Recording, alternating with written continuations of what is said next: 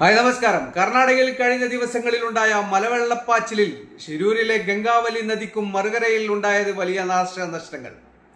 നദിക്കരയിലെ ഉള്ളുവാര എന്ന ഗ്രാമത്തിലേക്ക് ഒരു തെങ്ങിന്റെ ഉയരത്തിലാണ് മലവെള്ളം കുതിച്ചെത്തിയത്. ഗ്രാമത്തിലെ 10ഓളം വീടുകളെ തകർത്താണ് മലവെള്ളം കടന്നുപോയത്. വീട്ടുകാരെ ദുരിതാശ്വാസ ക്യാമ്പുകളിലേക്ക് മാറ്റി പാർപ്പിക്കുകയായിരുന്നു. ഷിരൂരിൽ ദുരന്തത്തിന്റെ യഥാർത്ഥ മുഖം വളരെ ഭീകരമാണ്. അതിന്റെ വ്യാപ്തി വളരെ ദൂരത്തിലാണ്.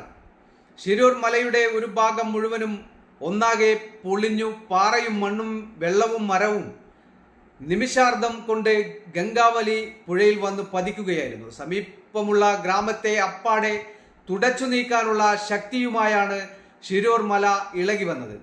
മരങ്ങളെല്ലാം പിഴുതെടുത്ത് വന്നു പതിച്ച മലവെള്ളം ഗംഗാവലി പുഴയിൽ നിന്നും ഏകദേശം 250 മീറ്റർ അകലെയുള്ള മറുകരയിൽ പോലും വിതച്ചത് വൻ നാശനഷ്ടമായിരുന്നു. വീടുകളും കെട്ടിടങ്ങളും തൂത്തുവാരിക്കൊണ്ടാണ് മലവെള്ളം കുത്തൊലിച്ചു പോയത്. അത്രയ്ക്കും പ്രകമ്പന ആഴത്തിലായിരുന്നു മലവെള്ളം. വീടുകളും ഉപജീവന മാർഗങ്ങളും ഒരുപാട് ജീവനുകളും കൂടെ എടുത്തുകൊണ്ടാണ് മലവെള്ളം കര ഇറങ്ങിയത്. മലയാളിയായ ലോറി ഡ്രൈവർ അർജുനായുള്ള തിരച്ചിലിലാണ് കർണാടക ഷിരൂർ മലവെള്ളപ്പാച്ചിൽ കേരളം ശ്രദ്ധിച്ചു തുടങ്ങുന്നത്. എന്നാൽ മണ്ണിനടിയിൽപ്പെട്ട അർജുനെ ഇതുവരെ കണ്ടെത്താനായിട്ടില്ല.